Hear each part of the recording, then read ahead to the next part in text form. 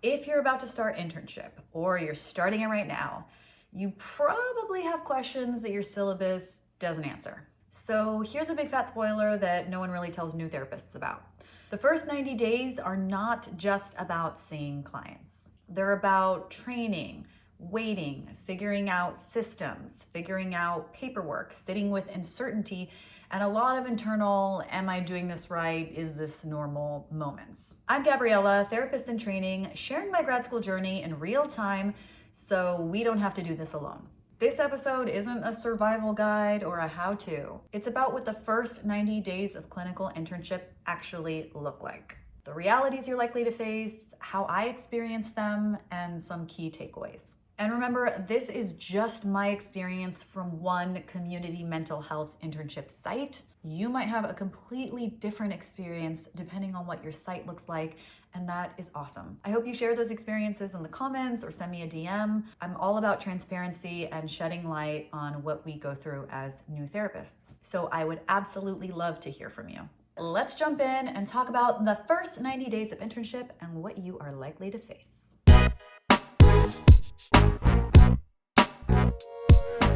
Dear future therapist, I'm Gabriella and welcome to my YouTube channel. So the way I've structured this episode is I've broken down what the experience of my first 90 days in clinical internship was like, things you are likely to face, and I've broken that down into 6 categories. Not everything will be relevant to you because not everyone does their internship at a community mental health site. Some of you might be working in private practice, you might be in a school system, or you might be in a smaller community mental health site.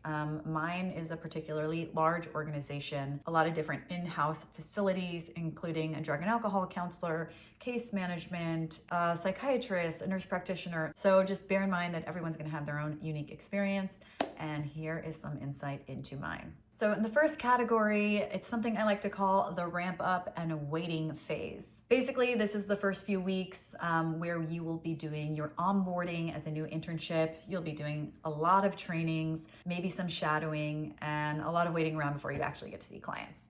So it can sometimes feel kind of slow and disorienting, especially when you're eager to start doing the work and putting into practice the things that you've been working on and studying in grad school. I know in my case, our training was very extensive. It was maybe a month or 2 before I actually got to start seeing clients. And I know I definitely started to feel a little antsy, a little impatient, especially because our school requires us to get so many hours with clients. And when you're taking classes every week with people in your cohort and they're sharing experiences about what they're doing with their clients, there was definitely a little FOMO in those early days because I was still stuck doing like sexual harassment training and learning about the local software system, learning how to write clinical assessments, learning about the administrative practices, learning a tiny bit about modalities here and there, but it was a lot of internet safety and how to keep information confidential, how to be HIPAA compliant. So all the very like unsexy aspects of therapists, but all things that are essential and necessary to the practice. In that early phase, I also had the opportunity to shadow other clinicians at my site. And so the shadowing revolved around sitting in on the assessment process. So I didn't actually get to shadow other clinicians doing therapy, which is something that I really wanted to do, but different sites have different policies. And at my site, we were only able to shadow the assessment process, which was still a very valuable opportunity to learn how different clinicians approach doing assessments. In retrospect, I wish that I had taken the time to push for more shadowing opportunities because it's such a valuable and infrequent experience that you'll get to observe other clinicians doing their thing.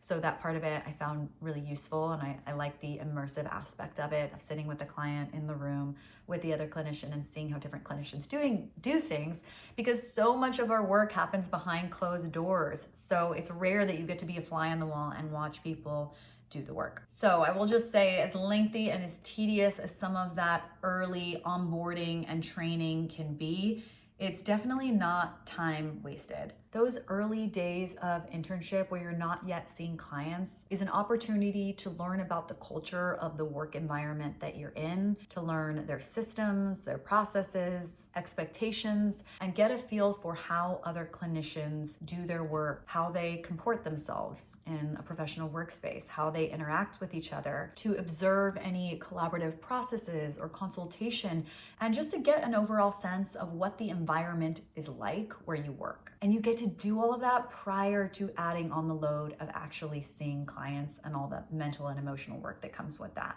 Another thing you'll figure out in those early days of internship is how to build your caseload.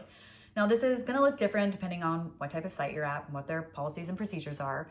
At my site, we are assigned certain clients, especially clients that need to be assessed and diagnosed and enrolled into our system, but I was also given access to a therapy waitlist. I took that therapy waitlist and I called every single one of those clients and I scheduled the ones that picked up, basically. So I definitely took initiative where I could. And that's not going to be possible at every site, but if it is, and if you can, and if you are an eager beaver like me, then advocate for yourself, say what you need, and go for it. I had to be proactive in order to build the caseload and the client list that I needed. Now, here's the tricky part in all of this. You can't choose your clients at my site. So you are just pretty much assigned a client at random, depending on what the needs are of the site.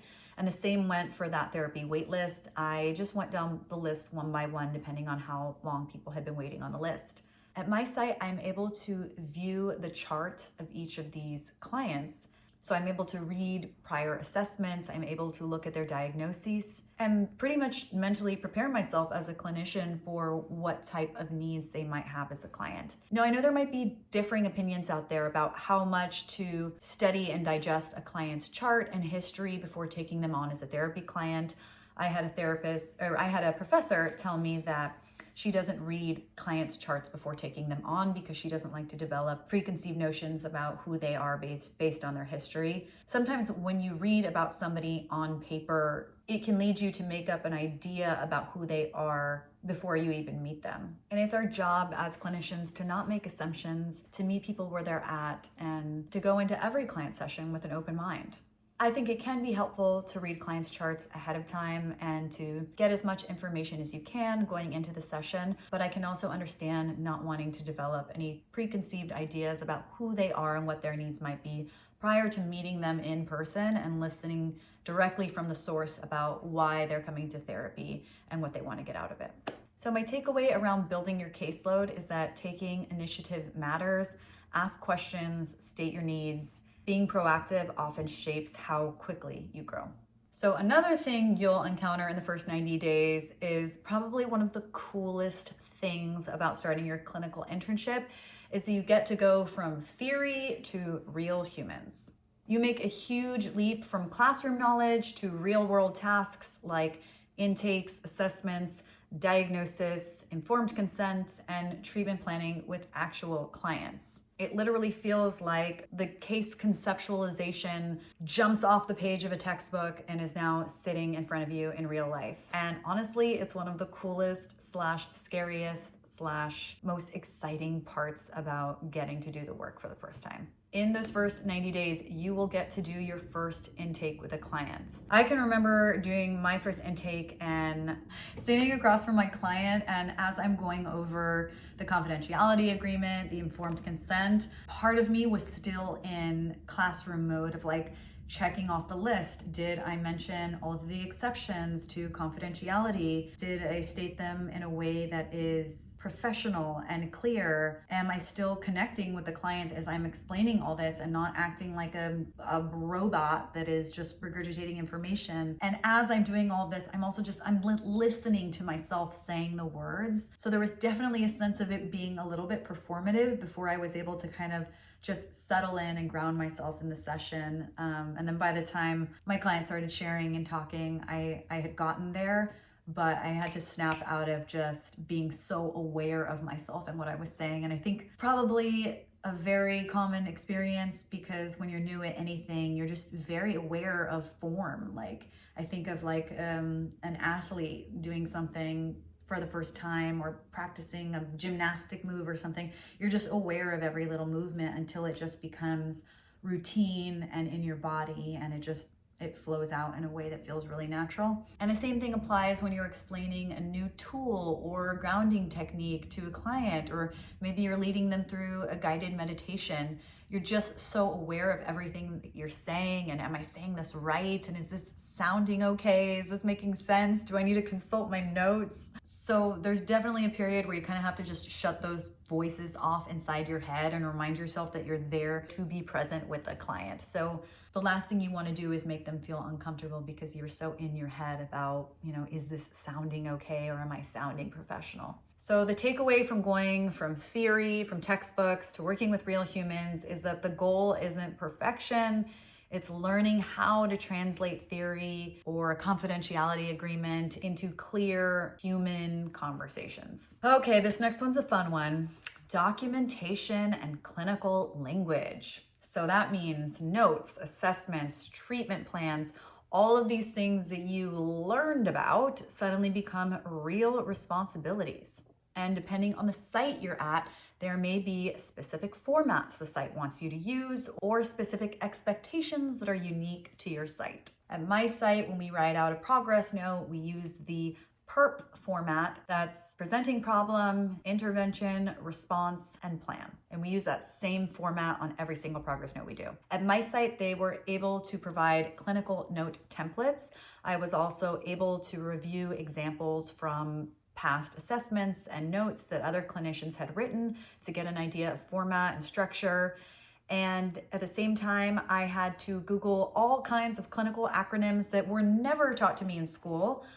Things like WDL, which means within defined limits, and that has to do with describing somebody's physical appearance or affect. There were things like HX and DX. HX is history, DX is diagnosis, SI, HI, and some clinicians come from highly clinical backgrounds, so they're already accustomed to using this type of language.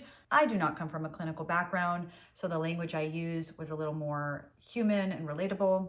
Either one works. At my site, we have the freedom to use the language we want to a certain degree, but at the same time, you have to familiarize yourself with all of the different types of clinical language and acronyms that are commonly used. And oftentimes you start to pick up a lot of those things yourself because they just save you time and they're universally understood throughout the site. So, you may as well go with what works. And because you are not only writing assessments and doing progress notes yourself, you're also reviewing progress notes and assessments from other clinicians when you're reading up on a client's chart. So you start to get exposed to a lot of different ways to write notes and to write assessments. And you can sort of pick up on the things that you like, you don't like, and see what kind of works for you and your style as a clinician. My takeaway with documentation and using appropriate clinical language is that clarity beats polish. Documentation is really about continuity of care, meaning you want to make sure that the way you are describing and expressing things about what your client reports can be understood by other clinicians in your field. In general, with assessments, the goal is to paint a clear picture about your client's life experiences and diagnostic history. And then when it comes to progress notes, is to writing a clear and concise summary about what went on in session without necessarily having to get into every single nitty-gritty detail. Something else every clinician is bound to experience is your first experience with supervision. So I've talked about in previous episodes how much I love supervision. And supervision is where you learn how to present cases, ask focused questions, and use it as an opportunity to think clinically rather than just report what happened in a session with a therapy client. Being prepared in supervision is something that I kind of learned out the gate how to do, coming in with the proper context around my client, their age, their diagnoses right off the bat. And I had a couple other firsts in supervision. So I cried in supervision supervision. I was working with a particularly challenging case, and as I was describing the circumstances of my client to my supervisor, I started to shed tears. It was completely unexpected. It just came out. I was probably on my period. But the good thing was my supervisor didn't bat an eye. I'm sure it wasn't her first and won't be her last time having an intern come in and cry during supervision, but I just wanted to share my experience in case that ever happens to you or has happened to you. We're human, we're sensitive people, and when people's stories and experiences touch us, that is the result. We have real human emotions, go figure. And to be honest, I'm kind of glad that it happened early on. We kind of got that one out of the way, because I am the type of person who cries at Hallmark commercials, let alone when I'm discussing the traumas and experiences of a real life human being. So it did not come as a shock to me that that happened, but I was happy that I felt safe and comfortable enough to express myself in that way. And we got over it, okay? We've moved on, and it will probably happen again. So I'm sure I'll be bringing you a part 2 on that. Okay, my takeaway with my experiences in supervision is that supervision really works best when you bring in curiosity and proper context. So your supervisor is not expecting you to have all the answers or having a perfectly prepared treatment plan for each client. That is one of your responsibilities, but they are literally there to help you with that. You may have an idea of how you want a treatment plan for a certain client, and they are there to help you build on that and consult with you and offer you tools, structure, advice, and insight based on their many years in the field. So it is such a great opportunity to just absorb everything you can like a little baby sponge and utilize that going forward in your work with your clients. And last but certainly not least is the emotional load and self-care that you will take on in those early days and throughout the rest of your career, to be frank. So we've touched on this a little bit. I talked about crying in supervision. It's the first time that you as a clinician are learning how to hold your client's trauma while balancing school and work and relationships and the ethical boundaries just around talking about your work and your day with other people in your life. You're holding so much at the same time, mentally and emotionally, and figuring out how to keep all these balls in the air without emotionally combusting. How do you share about your work in an ethical way? How do you avoid bringing in your own stuff into session when you have things going on in your own life? How do you hold back tears in a session when a client is talking about something that is particularly triggering for you? It is one thing to talk about these things in grad school. They drill into our brains the idea of maintaining a system of self-care, of holding boundaries between yourself and the client. We talk about countertransference as a concept. And now, for the first time, you're actually confronted with all of these very layered and complex things, in addition to anything else that might be going on in your life at the time. And for anybody navigating all of these things right now, I just want to validate that if it feels like a lot is being asked of you in this phase of your life, it's because it is. It is a lot. This work isn't easy. It's not for everyone. My takeaway when it comes to handling the emotional load and self-care is to remind yourself that self-care is not optional in our field. It needs to be built in through however you choose to regulate, how you choose to hold boundaries, and the support that you are actively seeking outside of your work, whatever that looks like for you. All of these things are literally part of your responsibility as a developing clinician. It's how we avoid emotional burnout, compassion fatigue, and anything else that could potentially impair our ability to be good clinicians.